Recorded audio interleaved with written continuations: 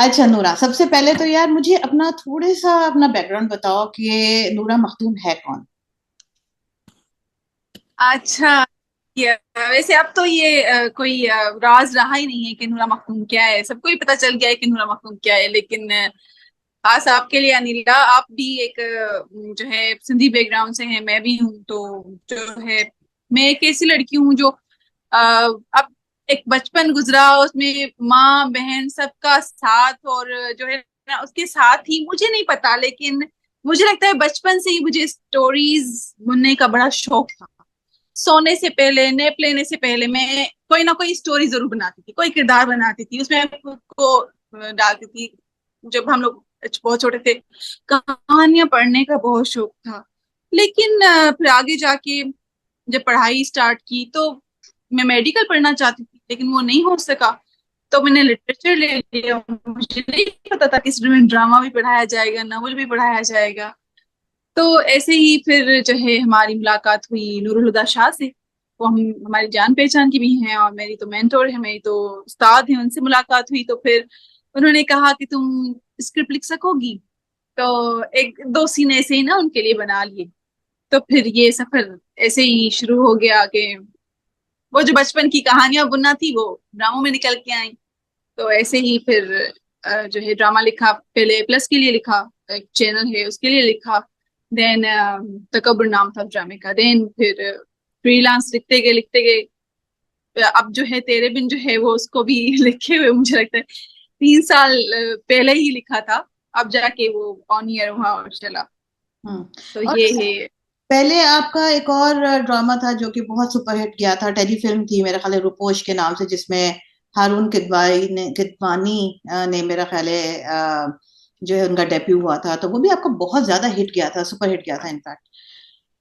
वो telefilm Pakistani level पे जो है ना, पाकिस्तान की हिस्ट्री में वो पहली टेलीफिल्म है जो इतनी जो है वो फेमस हुई, और इतनी वो जो है व्यूअरशिप उसकी हुई, 200 से अबव उसकी व्यूअरशिप हो गई है। तो यस। तो तेरे बिन लिखते हुए आई एम 100% श्योर, मैं बिल्कुल गारंटी से कह सकती हूँ कि आपको अंदाजा नहीं होगा कि ये इतना मेगा सक्सेसफुल होगा।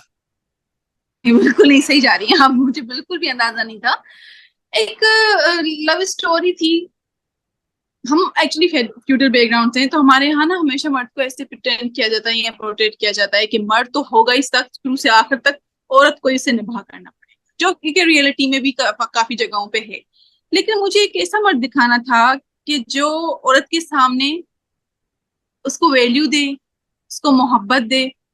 उसके सामने वो जो इतना बड़ा वडेरा है, या इतना बड़ा जो है पगदार है, जानशीन है, ये है वो है, वो बीवी के लिए कैसे स्टैंड लेता है और उसके आगे झुकता है, मोहब्बत इतनी करता है कि उसके सामने वो जो है सब अपनी जिद, अपनी अना, अपना सब कुछ छोड़ देता है। तो ये जो है ना फॉर्मूला, मुझे लगा कि अब आना चाहिए। वैसे हमारे बहुत सारे राइटर्स ने भी लिखा है, लेकिन यमुना और वहाज की केमिस्ट्री ने इसको और चार चांद लगाए। तो बस कहानी एक सिंपल सी ही थी, लेकिन कहते हैं ना कि ऐसी सिंपल कहानियों में से ही कोई चीज ऊपर उठ जाती है, लोगों को, दिलों को छू लेती है। तो मुझे ये बताएं कि पहले आपके जहन में ये कॉन्सेप्ट था या पहले कैरेक्टर्स आए? आप कैसे लिखते हो, आपका स्टाइल ऑफ लिखना किस तरह का है? मैं आपको बताऊं कि ये जो मीरब का जो ये है कि उसके पेरेंट्स नहीं होते, उसको किसी ने पाला है, वो किसी और की बेटी होती है। तो ये कहानी जो बेसिकली मैं बता भी चुकी हूँ कि मेरी एक फ्रेंड थी कॉलेज लेवल पे, उसका सडनली हमें पता चला था कि वो भाई बिल्कुल समझे 11th 12th ग्रेड में आके उसको पता चला था कि उसके जो उसको पाल रहे हैं वो उसके पेरेंट्स नहीं है, और वो मतलब अपनी खाला के घर पल रही है, और इतने सालों के बाद। and now she is like 16 years old, और 16 साल के बाद उसको पता चला। तो उसके लिए इतना ट्रॉमा था, और उसका जो दुख था ना वो हर वक्त उसके चेहरे पे रहता था। वो बहुत बड़ी बड़ी असाइनमेंट्स ने छोड़ दी थी। तो मुझे ये थोड़ा सा यहाँ से क्लिक हुआ कि एक फैमिली एक फैमिली एक बच्चे को पाल रही है, और उसकी एज बिल्कुल, मतलब वो एक उसका नया एक बिल्कुल आजाद ख्याल, फ्रीडम वाला अप्रोच था अपब्रिंगिंग है, और उसके किसी हवेली में जाकर कैद हो जाना। ऑफ कोर्स आपकी एक लाइफ होती है वो, और आपके पेरेंट्स हैं, और आप जिसको माँ बाप कह रहे हैं, सडनली वो आपको ना कह दें कि हम आपके माँ बाप नहीं है, ये हैं। तो ये एक शौक हो। तो ये कहानी यहाँ से ली। मुहसिन का किरदार जो है उस पे मैंने वर्कआउट इसके लिए किया क्योंकि मुझे लगा कि बहुत हो गया यार, एंग्री यंग मैन बहुत हो गया है, ठीक है ना। ऐसा यंग मैन दिखाना है, ऐसा एंग्री पर्सन दिखाना है जिससे लोगों को प्यार हो जाए। लोग इसलिए ना देखें कि अब ये क्या करेगा और ये अब कहाँ से आएगा, नहीं, लोग इसके लिए देखें कि यार इसका अगले स्टेप क्या होगा, हम लोग इससे क्या सीखेंगे, मुर्तसम से क्या सीखेंगे कि मोहब्बत कैसे की जाती है, किसी को हासिल कैसे किया जा मतलब कैसे किया जा सकता है। तो मैंने ये किरदार मुर्तसिम का, मेरा हीरो मेरे माइंड में ऐसा ही था कि एक वडेरा ये वो, और कैसे वो मोहब्बत में पड़ता है तो चूर चूर होकर मोहब्बत में पड़ता है। और एक लड़की है जो बिल्कुल अपोजिट, ये साउथ है वो नॉर्थ है, दोनों अपोजिट पोल हैं, और कैसे ये फिर अपनी जिंदगी जो है शुरू करेंगे। तो इसमें ये जो है ना, ये टॉम एंड जेरी वाला एस्पेक्ट भी आ गया, उनकी केमिस्ट्री भी बनती गई, उनमें रोमांस भी, लड़का जैसे करीब आ रहा है लड़की उतनी दूर जा रही है। तो ये खींचतानी ना, ये चीज बहुत लोगों को पसंद आ गई। हम्म। तो ये हाँ, आई लाई थिंक थी। कि रोमांस एक हमारा एक ऐसा जॉनर है जो कि बहुत ज्यादा हम लोगों ने इसको एक्सप्लोर नहीं किया। डरते हैं एक्चुअली हम लोग, हाँ। मोहब्बत को दिखाने से डरते हैं, वायलेंस दिखाने से नहीं डरते हैं, मोहब्बत को दिखाने से डरते हैं। तो ये तो कुछ एक हमारा एक सोशल, एक मेरा ख्याल है मसला है जिसको आपने बड़ा सक्सेसफुली तोड़ा है। मगर एक बात है कि नूरा बहुत बोल्ड था, रोमांस भी बहुत बोल्ड था, तो कैसे किया? बोल्ड देखें अनिला, कुछ नया तो मैं कहूंगी कि नहीं था, कि मतलब यार एक अजीब ही जो सीन दिखा दिया मैंने, जो भाई नहीं, जो सेंसर होना चाहिए था, जो नहीं दिखाना चाहिए था। मियाँ बीवी के बीच में इतना रोमांस आप दिखा सकते हैं कि वो करीब आ रहे हैं, या एक दूसरे को हाथ पकड़ लिया, या जहेलट बना दी, या ऐसे डायलॉग्स में कह दिया कि मैं तुमसे मोहब्बत करता हूँ, तुम एक सिप ले लो, तो ये तो नेचुरल सी चीज है। हाँ, मैं कहूंगी कि इसको इस लेवल तक नहीं दिखाया गया, या स्विमिंग पूल का इससे पहले कोई सीन नहीं दिखाया गया। तो अगर दिखाया और लोगों को पसंद आया तो क्यों नहीं करना चाहिए। अच्छा, मुझे लोग कहते हैं कि आप सास बहू का कोई, मैंने कहा इसमें भी सास थी, इसमें भी काफी सास वाली वो जो है चीजें थी, हया का जो किरदार था उसकी काफी चीजें थी, साजिशें ये वो काफी थी। लेकिन मैं चाहती हूँ कि भाई एक औरत जो है ना, वो सारा दिन काम काज करे, बच्चों को स्कूल भेजे, शोहर को देखे, सारे घर के काम देखे। अगर वो वर्किंग वुमेन है तो वो जॉब करके आए, तो वो क्या 8 बजे स्लॉट लगा के ये देखेगी कि जी अब सास बहू की साजिशें क्या है। उसको कुछ लाइट दो, कुछ रोमांटिक दो, जो उसकी जिंदगी में एक लाइट फेज भी हो। देखिए जिंदगी तो गुजर रही है, मैं अक्सर लोगों से कहती हूँ कि भाई जिंदगी गुजर रही है, दूसरा जन्म लेकर नहीं पैदा होना, जिंदगी यही है, सुबह भी होगी, रात भी होगी, सारे काम भी होंगे। तो क्यों नहीं इस पे एक लाइट और सॉफ्ट एलिमेंट हो इंसान की जिंदगी में, कि आपकी जिंदगी में थोड़ा सा रोमांस और ये लाइटपन हो, सॉफ्टपन हो, क्यों ना हो। मैं बिल्कुल एग्री करती हूँ नूरा आपके साथ, 100% मैं आपके साथ एग्री करती हूँ। बिकॉज देखो, ड्रामे दो तरह के होते हैं, एक होते हैं जो बिल्कुल रियल लाइफ को डिपिक्ट करते हैं, और एक होते हैं जो फैंटेसी में होते हैं, जो थोड़ा सा आपको फैंटेसी की दुनिया में लेके जाते हैं। मैं तेरे बिन को एक उस फैंटेसी वाले ड्रामे के अंदर डालूंगी बेसिकली। अगर आप उसके अंदर लॉजिक ढूंढने बैठ जाएंगे और उसके अंदर हर चीज के अंदर आप उसको उसके अंदर से वो निकालना शुरू कर देंगे, तो आप उसका एसेंस एंजॉय नहीं कर पाएंगे। हर चीज में लॉजिक नहीं है, हर चीज में लॉजिक ढूंढनी भी नहीं चाहिए। मतलब आप रिलैक्स करने के लिए ड्रामा देखते हैं, आप रिलैक्स करके ड्रामा देखें, पसंद आ रहा है देखें, नहीं पसंद आ रहा मत देखें, सिंपल एज दैट। हाँ देख, लेकिन भी बड़ी मुनाफकत है अनिला कि पसंद आ भी रहा है तो कहना नहीं है, देख भी रहे हैं किसी भी पर्पज के लिए, फॉर क्रिटिसिज्म, फॉर जजमेंट के लिए, किसी के लिए भी वो, पर देख रहे हैं, छोड़ेंगे नहीं देखना। व्यूज आ धड़ा धड़ा आ रहे हैं, कह भी रहे हैं ये नहीं था, वो नहीं था, यहाँ से भी ये नहीं हुआ, वहां से वो नहीं हुआ, ऐसे नहीं होना था। भाई फिर आपने देखा क्यों, देखा ना, मतलब दूसरी किसका भी आप इंतजार करेंगे कि देख के फिर से करें। तो वो एक बात मैंने नोट की थी नोरा, जो मैं आपसे डिस्कस करूंगी, मेरे ख्याल से शायद हो सकता है मैंने आपसे पहले भी बात की होगी। मैंने देखा था कि हर एक एपिसोड की एंड में कुछ आप ऐसा कुछ ट्विस्ट कर जाती थी, कुछ ऐसा क्लिफ हैंगर छोड़ जाती थी कि अगली किस्त का इंतजार होता था। अब मुझे नहीं पता कि ये डेलिबरेटली होता था या ये प्रोडक्शन की तरफ से होता था, मगर आप रेजिस्ट नहीं कर सकते थे कि आप प्रोमो भी जरूर देखें, ताकि आपको बेचैनी कम हो कि अब अगली एपिसोड में क्या होने वाला है।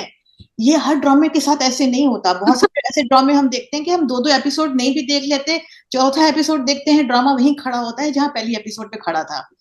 हाँ, मगर यहाँ आपने कुछ कोई कोई कुछ कुछ ऐसा कुछ कोई मसाला डाला था उसमें कि एंड में। अभी मैं अभी भी लिख रही हूँ, तो मैं एक सिचुएशन बनाती हूँ। मैंने 4 एपिसोड लिखे हैं अभी एक सीरियल के। सिचुएशन बनाती हूँ, मैं उसकी हाइप देती हूँ, फिर मैं उसकी सॉल्व कर देती हूँ, फिर मैं इसको सॉल्व। तो मुझ में ये चीज है। मैं चाहती हूँ कि एक सिचुएशन में ड्रामा, भाई लोग जो है वो 2 सिचुएशन पे पूरा ड्रामा, उतना नहीं होता। मैं सिचुएशन लेके जाती हूँ, मैं एपिसोड पे खेलती हूँ शुरू से। देन उसमें हाइप आई, सब मतलब माँ बेगम आ गई, ये आ गया, वो हो गया, ये हो गया, वो। देन मैं इसको स्लो डाउन करती हूँ ताकि वो चीज थोड़ी सी माइल्ड हो जाए। ऐसे नहीं लोग। अच्छा, दूसरा, हम यहाँ पर ये टेक्निक चलती है स्क्रिप्ट में कि आप फ्रीज दें, अच्छा फ्रीज दें। हर 15 पेजेस के बाद एक छोटा सा हैपनिंग सीन आना चाहिए जो फ्रीज लगे। तो ये जो आप कह रही है ना, ये फ्रीजेस होते हैं जो आपको नेक्स्ट एपिसोड के लिए ना मुतावला करते हैं कि भाई इस पे ये हुआ था, अब क्या होगा, कहाँ जाएगी मीरब, किसके पास होगी मीरब, ये वो, अब मुर्तसम क्या करेगा। तो ये फ्रीजेस पॉइंट होते हैं, या ये हुक पॉइंट होते हैं जो आप लोग पकड़ते हैं कि नेक्स्ट एपिसोड में देखें। और प्रोमो देखे बगैर गुजारा नहीं था, वो बेचैनी थी, लाइक एंजाइटी होनी शुरू हो जाती थी, अब क्या होगा। दीदी के लोग जो है एपिसोड को तो व्यूज मिलते थे ना, 25 मिलियन, ये वो। कुछ कुछ प्रोमोज एक तो प्रोमो बड़ा मशहूर हुआ था, उसके तो व्यूज भाई ड्रामे किस जो एपिसोड था उससे भी प्रोमोज के जो है ना वो व्यूज ज्यादा बढ़े थे। अच्छा, अब मुझे तो ये मैं बताओ कि कौन से एपिसोड के बाद पता लगा, महसूस हुआ कि ये किसी और लेवल पे ड्रामा चला गया। मुझे लगता है, अच्छा एक तो हमारा जो है मशहूर एक जो है तारीखी एपिसोड है, 46 एपिसोड, के बारे में तो हम बात अभी फिलहाल नहीं कर रहे। लेकिन मुझे लगता है, मैं जहां तक देख रही थी और मुझे लगा लोगों का जो कुछ लोगों की सिंपैथीज मीरब के ये कहने के कि उसके माँ बाप उसके अपने माँ बाप नहीं है, इस पे भी था। कुछ पे ये भी था कि जब वो उससे कॉन्ट्रैक्ट साइन करवाती है, उस पे भी लोगों ने काफी, मतलब लोग आए, मतलब ऑडियंस बढ़े। मैं आपको सिर्फ ऑडियंस के पॉइंट ऑफ व्यू से बता रही हूँ, बड़े। मुझे लगा कि जब इन लोगों की ये था ना कि मीरब दूर जा रही है, मेरे करीब नहीं आना, और मुझसे करीब जाने की कोशिश कर रहा है, इस लेवल पे आके ये ड्रामा जो है ना वो दूसरा हो गया कि भाई अब देखना है कि मिलेंगे नहीं मिलेंगे, लड़की मिलने देगी नहीं देगी, लड़का कितनी किस हद तक जा सकता है, यहाँ से चीज दूसरी हुई। फेवरेट सीन कौन सा है पूरे ड्रामे में, जो शूट आपको और लगता है ये बहुत अच्छा हुआ? मैं फिर अपना यार बताऊं। सब, मेरा नहीं, फिर मैं अपना मेरा बताऊंगी, आप फेवरेट, अपना बताओ, फिर मैं अपना बताऊंगी। या मुझे एक्चुअली एक तो लास्ट का वो जो सीन था, दोनों जो सोफे पे बैठ के एक तो इजहार मोहब्बत करते हैं, वो सीन, एक सीन मुझे बहुत अच्छा लगा, वो जो जो ये डांस का सीक्वेंस था, उसमें जो से इजहार मोहब्बत करता है ये लड़का, मुझे वो सीन बहुत अच्छा लगा। आई थिंक सब, मुझे रोमांटिक सीन ये पसंद है, शायद मैंने फिर उन पे ध्यान ज्यादा दिया है, तो लोगों ने भी उसी पे ध्यान दिया। यही हम्म कहते हैं ना कि राइटर चीज निकलती है, फिर वही अच्छी लगती है। तो मुझे लगता है मुझे ऐसे ही सीन, जो इंटीमेट सीन थे थोड़े से, जो हम्म अफेक्शनल सीन, एक दूसरे को तो मुझे वो सीन अच्छी लगी। अच्छा, मेरे पता है फेवरेट सीन्स कौन थे जिसमें मुझे लगा कि बहुत ज्यादा मेहनत की गई है। एक सीन वो था जिसमें वो मजार वाला सीन, जिसपे वो मजार में जाती है, अपने जब माँ बाप के घर से निकल के आती है, वो मजार में जाती, वो इतना खूबसूरती से शूट किया गया था पूरा सीक्वेंस। आई लव्ड इट, रोंगटे खड़े हो बिल्कुल गए बिल्कुल। literally। मतलब जो उसकी वो जिस तरह से वो रो रही है और वो पीछे खड़ा हुआ देख रहा है। अब मेरा अपना जाती ख्याल है, ये आपका ख्याल नहीं होगा कि आप राइटर हो, आपने कुछ और सोचा होगा, मगर मेरा हम्म। अपना ख्याल है कि जब मुर्तसम से उसको जब मोहब्बत हुई है पहली दफा, उसको उस जगह पे उससे मोहब्बत हुई। ये मेरा अपना जाती जो। वो जब उसको रोते हुए देखता है ना, देखिए वो बहुत सारे लोगों ने कहा कि आप जो है जो है वो उसको मजार पे क्यों लेके जा रहा है, और वो जो है वो लड़की को उसको थप्पड़ मारता है, फिर ये वो। मैंने कहा देखिए, मुर्तसिम को पता है कि इसके साथ, मुझे मेरे साथ भी जबरदस्ती हो रही है, इस लड़की के साथ तो जुल्म ही हो गया। जो माँ बाप नहीं थे वो माँ बाप रहे, और जो बाप था वो मतलब, अब इसके लिए तो ये जिंदगी, मतलब ऑफ कोर्स वो कह रही है मेरी तो शनाख्त ही बदल गई है, तो वो उसका पेन महसूस करता है मजार वाले सीन में, और फिर उसके लिए दुआ करता है कि जो ये चाहती है उसको ये मिल जाए। तो ऑफ कोर्स जब आप ये किसी के लिए दुआ करें कि भाई जो इसको चाहिए वो मिल जाए, तो ये तो एक अलग ही किस्म की फिर वो मोहब्बत हो गई ना। तो हाँ बिल्कुल, यहाँ पर आप कह सकते हैं कि उसकी मोहब्बत निकल के आ गई। आपने ऐसे ही पकड़ा है, आप बहुत अच्छी व्यूअर है। यार प्यार से देखते हैं ना यार, प्यार से देखने वाली चीज है, फिर प्यार से ही फिर पकड़ते हैं फिर उस तरह से करके। तो अच्छा चलो, चलो आपने फिर मुर्तसम को एक देवता बना दिया जिसकी जो है लोगों ने पूजा शुरू कर दी मुर्तसम कुछ बुरा नहीं कर सकता, लेकिन यार मुर्तसम को इतना अच्छा बनाने के लिए मीरब को इतना, बेचारी को क्यों ठड्डे लाइन क्यों लगाया? खड्डे लाइन होता है, ठड्डे लाइन होता है, जो भी होता है यार, इतना प्यारा कैरेक्टर था मीरब का। एक एजुकेटेड हाईली एम्बिशियस लड़की जो कि बहुत कुछ कर सकती थी। मैंने ये आपको पर्सनली, मैं आपसे मिली थी तो मैंने आपसे ये बात की थी कि वो गाँव जाके एक पॉजिटिव चेंज भी ला सकती थी, एक बहुत कुछ कर सकती थी, लेकिन वो उसने कुछ नहीं किया। वो बदतमीज बनती गई, बनती गई, बनती गई, बनती गई, और वो मुर्तसम साहब जो है वो छत पे चढ़ गए, गए गए गए गए गए ऊपर, आसमान तक पहुंच गए वो तो ये आपने खुद किया है या ये आपसे करवाया गया है? नहीं नहीं, मैं निकाह देखिए, अगर जो मेरी हीरोइन जो है ना, अगर मैंने उसको यही करना था कि वो भी मोहब्बत में पड़ जाए, दोनों ही फिर जो है एक दूसरे से लव करने लगे और ये अच्छे अच्छे काम करने लगे, तो ये कहानी बिल्कुल दूसरी हो जाती, ठीक है ना। ये कहानी फिर चलती 20 एपिसोड तक या 21 एपिसोड तक ये कहानी चलती। मुझे लड़की को इस बात अर्ज है लड़की में रखना था कि भाई मेरे साथ जुल्म हुआ है ना, मेरे माँ बाप मुझसे छीने गए, मेरी आजादी मुझसे छीनी गई, मेरी मर्जी छीन रहे हैं, मेरी जबरदस्ती शादी करवा दी। लड़की को इस बात का दुख था, और मैंने इसको एंड तक इसी चीज के लिए लड़ते हुए दिखाया। जब अपनी नंद को जो है, उसकी नंद जो है किसी और से मोहब्बत करती है और कहती है नामुमकिन है, तो वो कहती है ये सब कुछ मैं फेस करके मैंने हार मान ली। तुम भी हार मानोगी इस खानदान की, फिर हर लड़की हार ही मानेगी, कोई भी जो है आगे बढ़ के अपने दिल की बात नहीं कह सकेगी। तो वो इसके लिए स्टैंड करती है। दूसरा, मुर्तसम उसको शुरू से नहीं पसंद। मैं कैसे उसको मुर्तसम, लोग कहते हैं इतनी मोहब्बत कर रहा है, अब झुका भी दें, इतनी मोहब्बत कर रहा है अब तो थोड़ा बहुत झुक भी जाए लड़की। मुर्तसिम उसको पसंद नहीं था शुरू में, मुर्तसिम को भी वो पसंद नहीं थी। अब वो अगर से मोहब्बत कर रहा है, उसकी तरफ बढ़ रहा है, तो लड़की को टाइम चाहिए, और वो है हमारा सीरियल, कि भाई मुझे इसको जो है टाइम, लड़की को टाइम चाहिए, वो उसको आजमा रही है, या उसका वो एक कंफ्यूज हो रही है कि भाई रोहेल भी उसकी जिंदगी में है, इसके साथ ये भी हो गया वो हो गया, तो वो कंफ्यूजन में भी है। और ये वो अब उस पर कह रहे हैं लड़की को आप डंप करें। देखें, मीरब ने जो भी सिचुएशन में आगे बढ़ के काम किया, वो हया के लिए कर रही है या रुहेल के साथ, वो उसकी कहानी में उसका पार्ट था। अगर वो चीजें ये नहीं करती, या अगर उसको मुर्तसम की तरफ बढ़ना ही था, तो फिर मुर्तसम कैसे बढ़ता, मुर्तसम यहाँ इसकी तरफ कैसे आता, मोहब्बत मुर्तसम की कैसे दिखाते।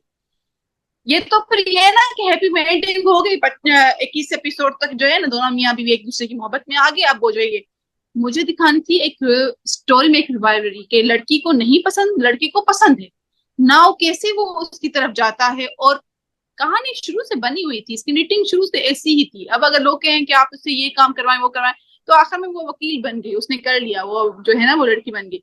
लेकिन जब तक वो इस घर में रही वो लड़ती रही, और इसका ये लड़ना ही बनता था। नीला, मैं इससे ये काम करवाती, या मैं गाँव में इससे स्कूल खुलवाती या हॉस्टल खुलवाती या क्या करती, लेकिन इनकी लव स्टोरी तो मुर्तसम से ही थी ना। तो मुझे लगता है मार्जिन यहाँ पर खेलने का ज्यादा था एज कम्पेयर टू वहां पर। हया का कैरेक्टर बड़ा इंटरेस्टिंग, बड़ा इंटरेस्टिंग, मगर ये जादू टोना वो जरूरी था दिखाना। देखिए, ये जादू टोना मैंने इसलिए दिखा कि एक लड़की जो है, आप सुने, उसकी जिंदगी का मकसद ये था कि मैं बड़ी होकर, उसने पढ़ाई वढ़ाई छोड़ दी, उसने अपनी जिंदगी का मकसद ही बनाया है कि मुर्तसिम खान से शादी करनी है, इस सारी हवेली पे मैं मालकिन बन के बैठूंगी, उसका वाहिद सपना ये है। अब वो उसे छीन लिया गया ना, she want to get back. और अब कुछ भी चीज हारने के लिए ना, वो कहते हैं ना मोहब्बत और जंग में सब जायज है। अब वो कैसे हासिल करे, पहले तो उसने गलत फहमियां बढ़ाने की कोशिश की, नहीं काम बना, मुर्तसिम से डायरेक्ट वो हो गई कि भाई मैं बह आऊं, तुमसे मोहब्बत करती हूँ, मान लो। वो वहां से उसने एक शट अप कॉल दे दी। अब क्या हद करने वो ने जादू टोना किया, क्योंकि जादू टोना, देखिए मैं इसको सिर्फ ऐसे लूंगी कि वो उस बंदे को हासिल करना चाहती है। वो जो भी रास्ता निकलेगा ना, कोई काम वाली कह रही है कि भाई मेरा तो इससे काम बन गया, मेरा फियांसी वापस मिल गया, हाँ मिल जाता है, ऐसी चीज हो जाती है, चलो जी ये तस्वीर पढ़ लेते हैं, चलो जी ये वजीफा कर लेते हैं। लड़कियां काफी चीजें, या जो मोहब्बत में होता है वो नहीं देखता कि मुझे कैसे मिल रहा है, उसके लिए फिर वो उसको गिरा भी देती है मीरब को, कि गिर जाए, मर जाए, खप जाए, कुछ भी हो जाए, मुर्तसिम वापस मिल जाए। तो ये उसके हथकंडे हैं जो आई थिंक सो एब्रप्ट नहीं थे, क्योंकि ऐसा होता है। ये मैं देखे ना अनिला, जो भी मुझे कहता है ना कि आपने ये करवा दिया, वे ये करवा दिया, वो कर दिया। मैं कहती हूँ मैंने कोई एलियन चीज नहीं की, मैंने कोई स्पेस से चीज निकाल के दिमाग से नहीं लेकर, ये आप लोगों की माशरे की चीजें हैं जो ड्रामे में दिखाई दे रही हैं। अच्छा, ये इस ड्रामे की हाइप इतनी थी, अब आपको मौका मिल गया है तो निकालें जो भी आप चीज निकालते हैं। ड्रामे को, मेरे को अल्हम्दुलिल्लाह मेरे ड्रामे को कोई फर्क नहीं पड़ा, उसकी व्यूअरशिप कम नहीं हुई, उसको लोग देखते रहे। वो टॉप पे रहा जब तक रहा अपने स्लॉट में। तो फिर मैं इसको कहूंगी कि ये गो विद द फ्लो चला था। सही। और मोहब्बत को हासिल करने के लिए तो मैं कुछ भी। आप इस पे बिलीव करती हैं जाती तौर पे? मैं नहीं, मैं बिलीव इतना ही करती हूँ कि अगर जो है हुजूर सल्लल्लाहु अलैहि वसल्लम ने कहा है कि नजर भी लगती है, नजर जो लोगों की मतलब ये है एक तो उसके लिए फिर तुम बस इतना ही यकीन है, ज्यादा नहीं है। ये तो ड्रामों से ही हमने भी सीखा है कि भाई ये चीजें होती हैं, ये लड़कियां कुछ इस हद तक चले जाते हैं, कुछ लोग जाते हैं। और सबसे पहले अब मुझे तो लगता है हमारा जो माशरा यहाँ का है, मैं कहती हूँ लोगों के दिमाग में ये बात जाती है कि भाई ये यहाँ से हासिल नहीं हो रहा, जबरदस्ती नहीं हो रहा, तो ऐसे हासिल कर सकते हैं।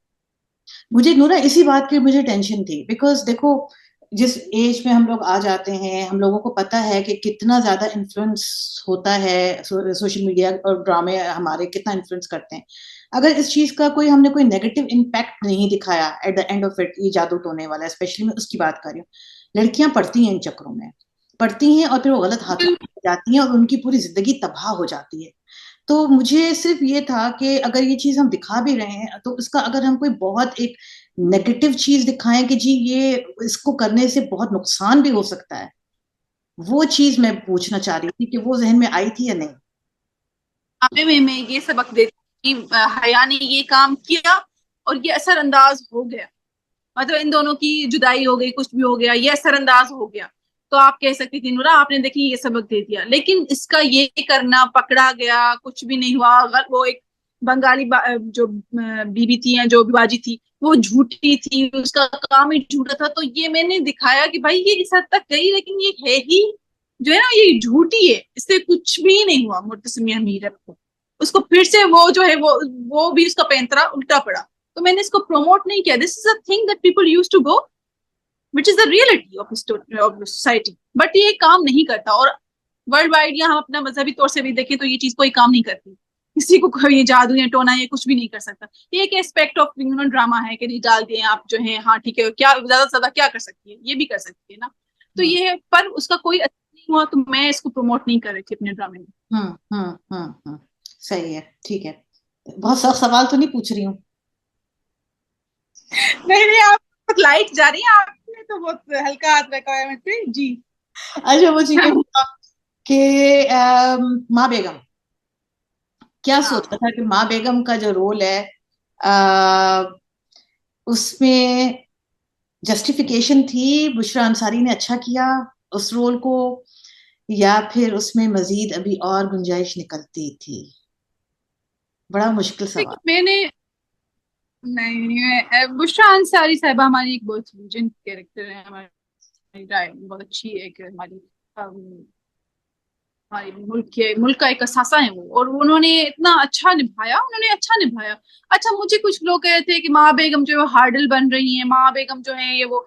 देखिए वो उस घर की बड़ी है, उसने अपनी बेटे की शादी करवाई, वो अपने बेटे का भला चाहती है, वो अपने चाहती है कि उसके बेटे के भी बच्चे हों या उसकी नस्ल बने, या वो पगदार है तो उसकी बीवी को ऐसा होना चाहिए। तो उसके जो भी वो कर रही थी, वो मीरब की भी एक तरह से अपनी बहू को अपने रूप, उस रूप में देखना चाहती थी। वो हया को अपनी जगह पे देखना चाहती थी कि ये ज्यादा फैले नहीं कि घर की लड़कियों को ऐसे होना चाहिए वैसे होना चाहिए। हाँ, उसकी बेटी जो है वो जो इतनी पाबंदियां उसने लगाई, उसका ये निकला कि उसकी बेटी ने छुप के एक जो है अफेयर चला लिया, ठीक है ना। तो बच्चों को उतनी पाबंदी में भी नहीं रखना चाहिए, उनके साथ फ्रेंडशिप, मदर का जो है ना बेटी के साथ, या इस कुछ फ्रेंडशिप वाला जोन होना चाहिए। मुझे लगता है ये वो थोड़ी सख्त है, वो सख्त है लेकिन वो नेगेटिव नहीं है। माँ बेगम नेगेटिव बिल्कुल नहीं है, वो एक सख्त औरत थी, और उसने अपने खानदान के मयार को देखते हुए बहू सेलेक्ट की। नाउ शी वांट कि इसको इस गद्दी पे, इस कुर्सी पे आना है तो इसको सिखाओ। और जो है मुर्तसिम को भी ये कि मतलब तुम अपनी बीवी के मतलब इन दोनों की, मतलब वो चाहती थी कि इन दोनों का पेचअप रहे। और उस पे मीरब का जो है अकड़ना और दूर होना और ये वो और इसका शादी से इनकार करना, निकाह से हट जाना, तो ये इस औरत के लिए काफी वो है ना, एक था कि ये मेरे खिलाफ जा रही है, ये हमारी रसूमात के खिलाफ जा रही है। तो नहीं, मुझे लगता है कि उन्होंने अच्छा निभाया और उन्होंने अपने किरदार को बहुत ही जो है सेटिस्फिकेशन के साथ निभाया। लेकिन वही बात है कि मुझे बहुत सारे लोगों ने ये कहा कि जो है वो नेगेटिव नेगेटिव किरदार है और वो हार्ड करती। मैंने कहा नहीं, वो सास या वो जो चालबाज सास थी वो नहीं थी, वो एक किरदार थी, एक डिसेंट मैं कहूंगी कि एक किरदार था कि जो निभा करवाना चाहता था फैमिली के बीच में एक बड़ा था। ये हाँ, उसकी जो ज्यादा जो उसकी ये कौन से लोग हैं यस जिन्होंने कहा था कि माँ बेगम का नेगेटिव किरदार है? माँ बेगम का तो कहीं से भी कोई नेगेटिव किरदार मुझे तो, हम एक ही ड्रामा देख रहे थे या अलग अलग ड्रामे देख रहे थे? नहीं नहीं, ये चीजें मुझे देखने को मिली है तभी मैं आपको बता रही हूँ। तो अच्छा, माँ Begum, I think it was a very very very well written character, very well written character. मेरा ख्याल है हम शायद आज से 10 साल के बाद या 20 साल के बाद अगर शायद हो, थोड़े से उससे बेहतर होंगे, लेकिन हमारी भी पहली प्रायोरिटी ये होगी कि हमारा घर जो है वो बैलेंस रहे और हमारे घर के अंदर सब ठीक रहे। तो जो भी उनको सही लगा जिस सिचुएशन में, उन्होंने वो किया। I don't think it was a negative character at all. बिल्कुल मैं इस बात को आई डोंट थिंक सो कि मैं इसको वो करूंगी। बट से मेरे फेवरेट कैरेक्टर मैंने आपको बताया था, कौन सा था मेरा फेवरेट कैरेक्टर? ये जो आगा ने जो किया था वो, क्या क्या था वो, हाँ विलेन जो था, हाँ हाँ हाँ, जुबैर, जुबैर, मलिक मलिक जुबैर, जुबैर। मलिक जुबैर। अरे यार क्या उस बंदे ने काम किया है! फेवरेट स्टार कैसे हो गया था, लाइक इसका तो काम। मैं बताऊं क्या, बिकॉज देखो बाकी सबके ना रोल बड़े एक स्पेसिफिक रोल्स थे, इसने एक कैरेक्टर में दो कैरेक्टर किए हैं। अनस का कैरेक्टर किया, मलिक जुबैर का किया। और जब मलिक जुबैर का किया तो वो मलिक जुबैर लग रहा था, और जब अनस का किया तो मैं काफी दिन तक समझ ही मुझे नहीं आई कि ये मलिक जुबैर है। जब जाकर बाहर से 2-3 एपिसोड गुजर गए उसके बाद भी नहीं समझ में आया, ओए ये तो वो है। अब समझ आई मुझे। तो लाइक, हालांकि यार ये वाकई ये डायरेक्टर की मैं कह रही हूँ उनको सलूट है, सिराज भट्ट को। और जो है जियो की टीम भी इसमें काफी ना, इनकी जो प्रोडक्शन है या वो काफी। मुझे तो मैंने तो जब लिखा ना तो देखो अनिला, मैंने लिखा कि जुबैर मलिक जुबैर ऐसा बंदा था, ये था वो था। अब जब मैंने अनस का लिखा तो मैंने इवन नोट में लिखा होगा तो कि अनस ही मलिक जुबैर ही अनस बनकर आया है। लेकिन काफी लोगों ने आपकी तरह काफी लोगों ने इसको पहचानने में वो थोड़ा मिस्टेक हो गई कि भाई ये कौन है, ये अरे ये तो विलन था, वो वाला, अच्छा ये मुर्तजा खान का वो हुआ। तो काफी लोगों को जो है इसमें पहचानने में हुई, और ये इस बंदे की बहुत अच्छी एक्टिंग और बहुत अच्छा उसने गेटअप चेंज किया। एग्जैक्टली मैं तभी तो मैं कह रही हूँ कि ये मेरा फेवरेट कैरेक्टर इस वजह से था, बिकॉज उसने एक कैरेक्टर में उसने दो दो दो एक टिकट पे दो मजे कराए इसने। और ये बहुत मुश्किल काम था, बहुत मुश्किल काम था। और जब वो इवल बन रहा था तो वो वाकई में इवल लग रहा था, और जब वो अनस बन रहा था तो वो वाकई में अनस लग रहा था। बहुत खूबसूरत काम बिल्कुल। किया। उसने सबसे बेहतरीन काम इस लड़के ने किया। मतलब मैं सीरियसली बता रही हूँ, बहुत मुश्किल कैरेक्टर लिखा था इसका, बहुत ही मुश्किल था। तो मैं, जी। अच्छा चलें, खैर एनीवे। अच्छा दूसरी मुझे ये बताएं आप कि मुझे जो एक शिकायत है वो ये है कि यार फजीला गाजी को बड़ा जाया किया गया है।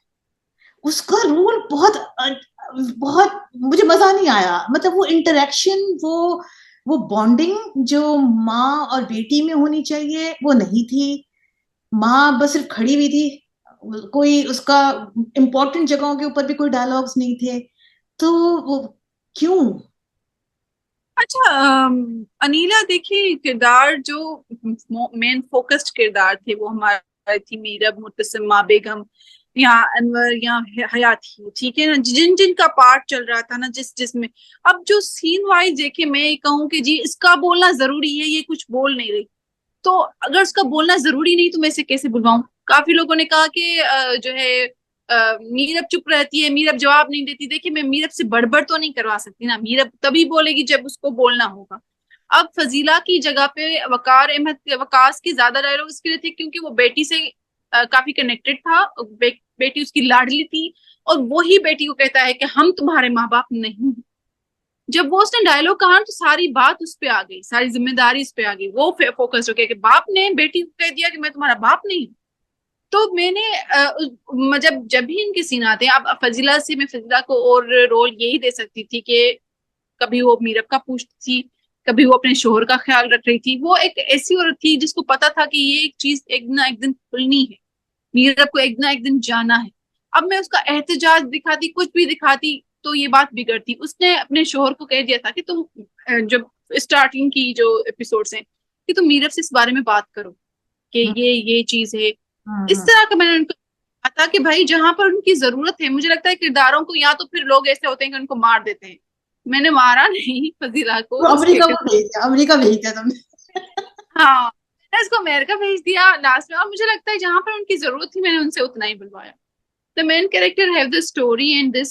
इफ अगर मैं अनिला को कोई पार्ट और देती तो ज्यादा से ज्यादा ये होती है कि 4-5 सीन मीरब के साथ ही हो जाते हैं इनमें, कि भाई माँ बेटी जो है वो उसको समझा रही है, वो उसको अच्छा हर सीन में जब भी उनका दोनों का एक साथ सीन होता था तो उसको समझाती ही थी। बस इतना ही था उनका रोल। हम्म। अब मैं ज्यादा और क्या उनसे हाँ, करवाती। मुझे इसलिए ज्यादा तकलीफ है क्योंकि वो भी अनीला थी, मैं भी अनीला थी, तो एक अनीला दूसरी अनीला का गम ज्यादा समझ सकती है। आप बोल रही हैं, आप बोल रही हैं अनिला बहुत सारे, अच्छा फजीला काजी बहुत सारे ड्रामों में बोलती हैं, यहाँ पर वो बस एक माँ ही थी कि बस जो अपनी बेटी को ज्यादा से ज्यादा समझा सकती थी या अपने शोहर को संभाल सकती थी। हाँ, वो इसके चाहती भी तो क्या करती खिलाफ जाकर। हाँ, बस अनीला को अनीला का गम लग गया था। जी। अच्छा, अब मुझे ये बताओ कि अब सब कुछ हो गया, हम आगे आ गए, तेरे बिन खत्म हो गया, ठीक है, सारी कंट्रोवर्सी हुई, वो 46 एपिसोड वाली, मेरा एक टेक्स्ट भी आया होगा बीच में तुम्हें। उस पूरे पूरे क्रिटिसिज्म को कैसे लिया, उस पूरे एपिसोड को कैसे किया, बिकॉज देखो, you are a very younger, बहुत माशाल्लाह, अभी आपकी उम्र बहुत कम है, उसमें आपने एक पीक भी देख ली और उसके साथ साथ आपने एक क्रिटिसिज्म की एक इंतहा भी देख ली है, तो आपने शोहरत दोनों डायमेंशंस देख ली है। तो अब मुझे बताओ कि क्या था वो।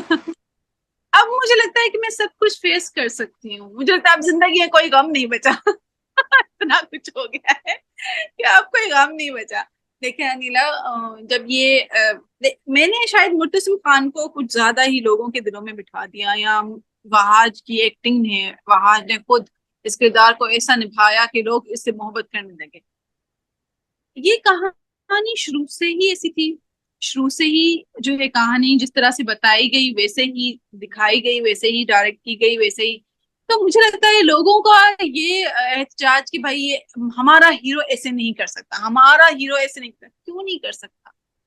हम्म, अगर जिस तरह का सीन बनाया गया, जो सीन दिखाया गया, अगर कोई लड़की या कोई जो है औरत अपने शोहर को इस हद तक लेकर आए कि वो उसको छू नहीं सकता, वो उसके साथ रहते हुए उसका नहीं हो सकता, और लड़का झुके जा रहा है, लड़का मोहब्बत किए जा रहा है, वो उसकी इंसल्ट किए जा रही है, किए जा रही है, और एक पॉइंट आपने देखा भी होगा कि वो थूकना और थप्पड़ वो भी आ गया, तो उस पे उसके बाद उसका रिएक्शन ये। और बहुत सारे मुझे लोगों ने कहा कि नहीं नहीं नहीं नहीं ये नहीं था, इन दोनों का बाहमी रजामंदी से नहीं हुआ। तो मैं कहती हूँ कि जी, जैसा भी आपको जियो ने दिखाया, टेलीविजन पे दिखाया, कहानी वही थी, सीन वही था, आपको ऐसे ही दिखना है। अब लोग कह रहे हैं कि जी मैरिटल रेप था, आपने ये दिखा दिया ये। अब कुछ लोग जो कहते हैं प्लीज मैरिटल रेप नहीं दिखाना, तो लोगों को किसी बात में खुशी नहीं आनी ला। इनको अगर मैरिटल रेप दिखाते तब भी इनको होता कि क्यों दिखाया, ना दिखाया, वो दिखाया तो वो भी इनको क्या कि बाहर में रजामंदी के बाद जो है वो मीरब रो क्यों रही है, बाहर क्यों जा रही है, ये क्यों जा रही है। देखें, whatever the story was, whatever the scene was, आपने जो स्क्रीन पे देखा ये आपको जियो वालों ने दिखाया है। तो मैं यही कहूंगी जी, कहानी भी यही थी, सीन भी यही थे, सब कुछ यही था। और क्रिटिसिज्म मुझे लगता है कि इतना अफेक्ट मुझे नहीं किया, क्योंकि ये होता ना कि अगर मेरा ड्रामा बिल्कुल डाउन चला जाता, उसकी कोई रेटिंग नहीं आ रही होती, या मुझसे लोग शिकायत करते, डायरेक्टर प्रोड्यूसर, या मुझे कुछ लोग जो है अप्रोच करके कहते आपने जो है कैसा लिखा, और या मुझे काम मिल जाना बंद होता ना, तो मैं अफेक्ट, ठीक है ना। मुझे लोग अभी भी अप्रोच कर रहे हैं कि आप तेरे बिन की जैसी फील के साथ एक और ड्रामा लिख कर दें, बिल्कुल तेरे बिन से मिलता होता। तो मुझे लगता है कि ये क्रिटिसिज्म कुछ नहीं करता। हाँ, वक्ती तौर पे आपको थोड़ा सा परेशान कर देता है, लेकिन अगर मैं अल्हम्दुलिल्लाह अब्दुल कादवानी साहब या असद कुरैशी साहब या मेरी जो भी वहां पर हैं हेड ऑफ द कंटेंट, उन लोगों ने मेरा बड़ा साथ दिया, तो मैं बिल्कुल इससे कोप कर गई। और मुझे लगा कि लोगों का ये भी एक तरह का एक जो है ना अटेंशन, या ये कि हम लोग ड्रामे को कितना पसंद कर रहे हैं, ये भी एक तरीका होता है। बहुत सारे लोग तो क्रिटिसाइज ही कर रहे होते हैं ना आजकल। क्या हो रहा है अनिला, आजकल तो अच्छे वाले ड्रामे में से भी खेम खाम निकाल देते हैं कि भाई सिर्फ हमारी जो है हमारा दुकान चल जाए। बहुत सारे लोगों को ये भी है। और मुझे बस ये पता चल गया कि ओहो ये तो पूरी दुनिया बैठी हुई है देखने के लिए ट्विटर बढ़ गया। तो मुझे लगता है ये क्रिटिसिज्म आपको सिखाता है कि आगे आपको क्या करना चाहिए। आगे जो है स्टेप ऑफ नेक्स्ट प्रोजेक्ट मुझे किन चीजों को अवॉइड करना चाहिए, किन चीजों को लाना चाहिए। तो ये तो मुझे मेरे लिए प्रोडक्टिव ही था। आपका वो एपिसोड गया है ऑन एयर? और क्योंकि आपके यहाँ रात होती है, हमारे यहाँ दिन होता है, और मैंने जब ये देखा तो मेरा दिमाग हिल गया, क्योंकि मैं जाहिर सी बात है काफी इन टच होती हूँ सोशल मीडिया से, चीजों से, ट्विटर पे, इंस्टा पे, टिकटॉक पे, हर तरफ नजरें होती हैं। ये रिएक्शन मैंने कभी किसी ड्रामे के ऊपर नहीं देखा जो मैंने इस पे देखा था। तभी मेरे मेरा एकदम से मेरा दिमाग घूम गया। मैंने कहा यार ला, ये क्या हो रहा है? लोग इतना सीरियसली एक ड्रामे को ले रहे हैं, इतना सीरियसली कि लाइक बिल्कुल थ्रेट्स पे उतर आए हैं। मतलब यानी यूं कर देंगे, वो कर देंगे, ये कर देंगे, फलाना कर देंगे। तो ये तो क्रेज है। वरना ड्रामे चलते हैं गुजर जाते हैं, पता भी नहीं चलता कि ये ड्रामा चला भी था, नाम ही पता नहीं होता। एक चीज जो मुझे लगता है लोगों के मुंह पे आ गई है ना, अब जो भी तेरे बिन का नाम लेगा तो एक स्टोरी दिमाग में आ जाएगी, एक हाँ, विजन दिमाग में आ जाएगा। बस वो पिक्चर जो है ना वो रहनी चाहिए लोगों के दिलों में और दिमाग में। सही बात। ये तो तो बात है, ये तो बात सही। और अच्छा मुझे ये यार बताएं, हाँ ये मुझे बताएं कि राइटर्स ब्लॉक होता है कभी? बहुत ज्यादा अभी भी चल रहा है। अभी भी लिखने में चल रहा है। एक्चुअली ये क्रिएटिविटी का काम जो है ना वो ये है कि आपने एक सीन लिखा, अब वो सीन किसी और सीन से मिलता जुलता ना हो, वो सीन आपके पिछले ड्रामे से मिलता जुलता ना हो, है वो रोमांटिक सीन लेकिन वो ऐसा रोमांटिक सीन होना चाहिए कि वो पिछले से ना मिले। तो इसमें फिर बंदा बहुत लॉक हो जाता है। सम टाइम मैं एक वर्ड पे होती हूँ, सम टाइम एक सीन पे होती हूँ, एक डायलॉग पे भी हो जाती हूँ, मेरे 2 दिन जाया हो जाते हैं कि भाई मुझसे नहीं हो रहा यार, इसके बाद ये क्या कहेगा। तो चलता है। और फिर इसमें अगर आप मेरा जो डायरेक्टर ब्लॉक जो है ना, अनब्लॉक ऐसे होता है कि मैं अगर किसी से डिस्कस कर लेती हूँ ना, वो बंदा मुझे कुछ ना कहे, मेरी सिर्फ सुन ले, सुन लिया उसने, फिर मुझे आइडियाज आ जाते हैं कि चलो जी ये राह नहीं निकल रही तो ये राह पकड़ते हैं। हम्म पर मुझे मतलब उस वक्त बंदा चाहिए होता है। हम्म सही। तो वो बंदा कौन होता है? मेरे हस्बैंड होते हैं, उन्हीं का सर खाती हूँ मैं। वही यही कहते सुनना चाह रही थी, मैं यही सुनना चाह रही थी, आपके मुर्तसम खान। हाँ बिल्कुल बिल्कुल। अच्छा। अच्छा मुझे ये बताओ, चलो इससे पहले कि हम तेरे बिन से हट जाएं, उसके बाद फिर हम दूसरी बात करेंगे। वो जो आखिरी सीन था, वो जो प्यार करने से पहले पूछता है कि मैं अपनी बेटी से प्यार कर लूं, उसके ऊपर भी काफी कंट्रोवर्सी थी। उसके बारे में क्या कहना है?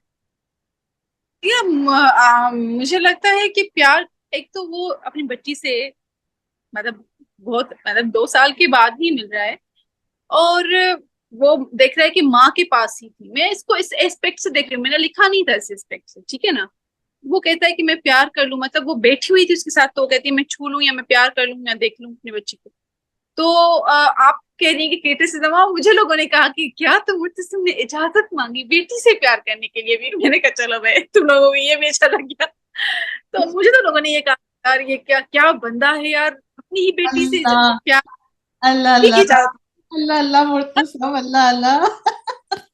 अच्छा चलो, अब इसी बात पे एक बात और, बल्कि इनफैक्ट हमारी एक शुरू में मेरा तुम्हारा कुछ एक प्लान बना था इंटरव्यू करने का, तो मैंने लोगों से पूछा था कोई क्वेश्चन अगर किसी के पास है।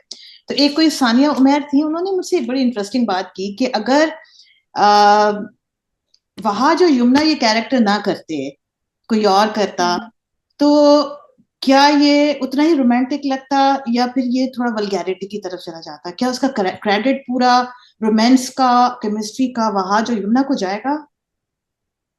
बिल्कुल मैं कहती हूँ कि यमुना ने और वहाज ने, ना सिर्फ वहाज ने बल्कि अगर यमुना उसको वो देखें, ये तो किरदार एक दूसरे को समझते हैं कि भाई मैं इसको ऐसे सीन बोलूंगी या मैं ऐसे बोलूंगी तो ये मुझे ऐसे एक्सप्रेशन दे सकेगा।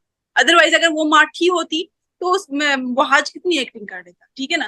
बाकी अगर मैं कहूंगी देखिए अनिरा, मेरे सीन जो जिस तरह से लिखे हुए थे ना वो वल्गैरिटी पे थे ही नहीं, तो ये ड्रामा कभी भी वल्गर नहीं, ठीक है ना। इसमें कोई ऐसा जुम्मा चाटी या ये नहीं था। इसमें एक लाइट सा रोमांस था कि उस बंदे को, इस लड़की को मनाना था, कैसे भी करके चाय पे मना रहा है, खीर पे मना रहा है, चेन पहनाते हुए बना रहा है। तो ये चीजें हम लोग, ऑफ कोर्स हमें पता है कि एक कैमरा है, हमारे सेंसर बोर्ड में चला जाएगा, या गाली भी नहीं दे सकते। तो सीन लिखे हुए ऐसे थे कि कोई भी करता तो बेस्ट ही देता, लेकिन यमुना और वहाज ने बहुत बेहतरीन किया। डायरेक्टर ने इनसे करवाया रोमांस जो है। मुझे पता है, मेरे डायरेक्टर को भी पता था कि भाई किस तरह का करवाना है, किस तरह का चलेगा। तो मुझे लगता है सबकी ही एक मिली जुली इसमें जो है ना एक्टिविटी है, मिली जुली जो है ये इन लोगों की सारी टीम की इसमें मेहनत है।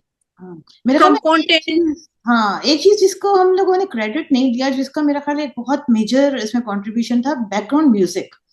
जो सिराज भाई ने जो करेक्ट जगहों के ऊपर जो बैकग्राउंड म्यूजिक दिए हैं ना, स्पेशली वो जो किडनैपिंग वाला जो सीन था, जब वो किडनैप होती है, मालिक जुबैर करता है, उसके पीछे वो जो ढा ढा ढा, यार वो मेरा दिल धड़क रहा था, धस धस, पता नहीं क्या होने वाला है। तो वो बैकग्राउंड स्कोर जो उन्होंने इस्तेमाल किया प्रॉपर प्रॉपर तरीके से, प्रॉपर जगहों के ऊपर ना, उससे भी एक पूरा निखार आ गया था ड्रामे के अंदर, मेरा अपना जाते ख्याल। जी जी जी, मुझे लगता है कि उनका उनकी डायरेक्शन बहुत अच्छी है। वो बड़े बैकग्राउंड पे देखते हैं ना चीज को।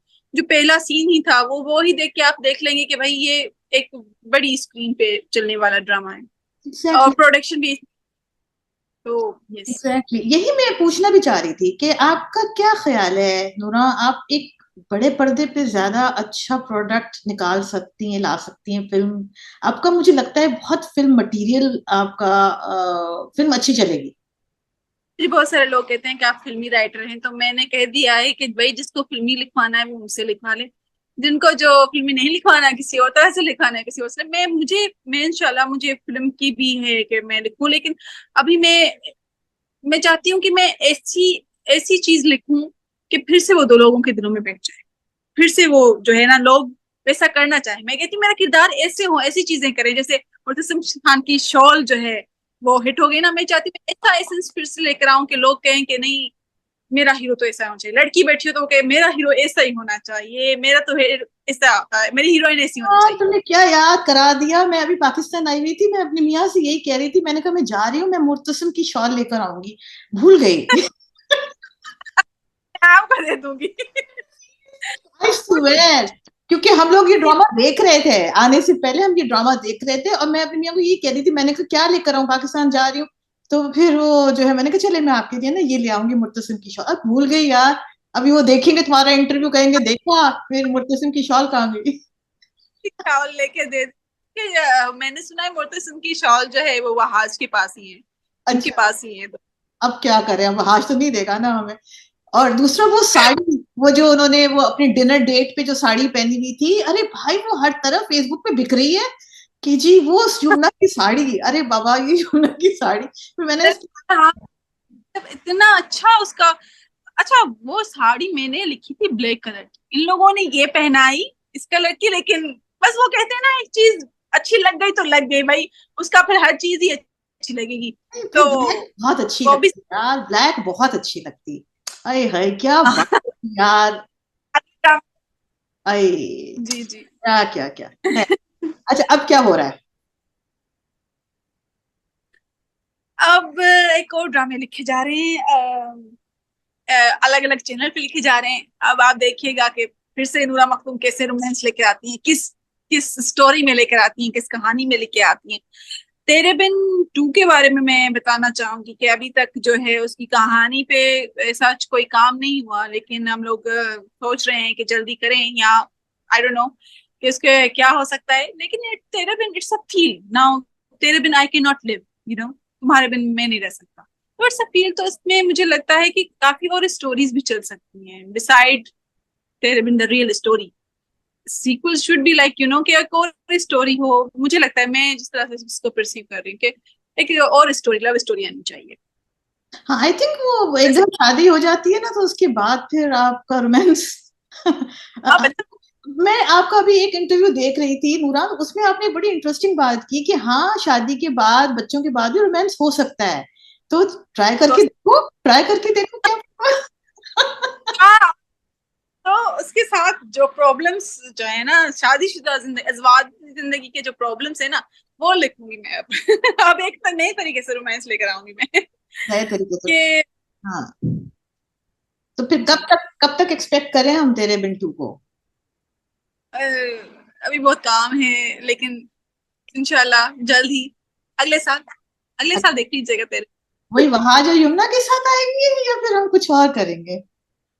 प्रोडक्शन वाले ही देख सकते हैं कि उनको क्या सूट करता है, लेकिन आई थिंक तो वहां जो यमुना को एक फिर से एक सीरियल करना चाहिए, तेरे बिन हो या ना हो, लेकिन उनको काम करना चाहिए, क्योंकि उनकी बहुत अच्छी केमिस्ट्री उनकी, मुझे मुझे लगता है ये इनकी बहुत अच्छी फ्रेंडशिप है, तभी इनकी इतनी अच्छी केमिस्ट्री निकली है। तो काम तो करना चाहिए, लेकिन ये तो प्रोडक्शन वाले ही चूज कर सकते हैं ना कि क्या एक्टर, कौन सा एक्टर आपकी स्टोरी, नई स्टोरी पे काम करेगा।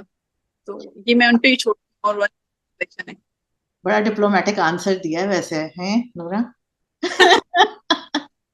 अगर मौका मिले दोबारा से स्क्रिप्ट लिखने का तेरे बिन, जो कि गुजर गया, कुछ चेंजेस करना चाहेंगी?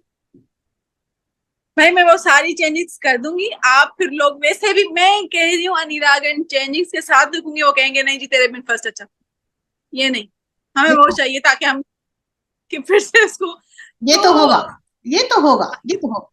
मैं, मेरा अपना जाती ख्याल है कि जो एक राइटर लिखता है वो राइटर को लिखने देने की आजादी देनी चाहिए, और उसको scene to scene, episode to episode जज नहीं करना चाहिए। एक पूरा टोटल, एक पूरे चीज को जज करना चाहिए। जब ड्रामा खत्म हो जाए उसके बाद आप उसको लेके चलें कि राइटर का क्या कॉन्सेप्ट था। वो बीच बीच में जो चीजों को तोड़ना मरोड़ना, ऑनेस्टली जो भी है, जियो ने जो भी किया, मगर मेरा ख्याल है कि वट एवर, ड्रामा ड्रामे ने एक हिट ली है 46 एपिसोड के बाद।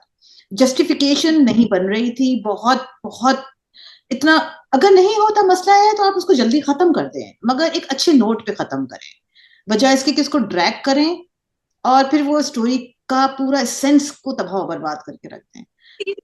ये देखिए, ये मैं कहूंगी कि इस एपिसोड के बाद जितनी भी कहानी थी या वटेवर जैसे भी चला, ये होती है इनकी अपनी एक कंटेंट की जो है स्ट्रेटेजी होती है, और चलाना कैसे है, या कैसे कहाँ पे जो है फ्लैशबैक लगाना है, कहाँ नहीं लगाना, ये अब इनके हो सकता है। इस पे हम लोग राइटर जो है ना लिख कर हम हाथ ऊपर कर देते हैं, भाई अब आपकी स्टोरी हुई, अब आप उसको जितना चलाएंगे उस पे आपको भी फायदा हो रहा है, मेरा नाम बना। ठीक है, मैं अल्लाह का शुक्र है इस बारे में कहूंगी कि मेरा अल्लाह ने नाम बनाया है। नूरा मखदूम को पता है आप लोगों को कि नूरा मखदूम भी है, और इतना मेरा ड्रामा वर्ल्ड वाइड, मैं कहती हूँ कि सिर्फ एक कंट्री में नहीं, पड़ोसी का मुल्क में और बहुत सारी सारी दुनिया में तेरे बिन का नाम जो है वो फैल गया। तो ये एक कामयाबी।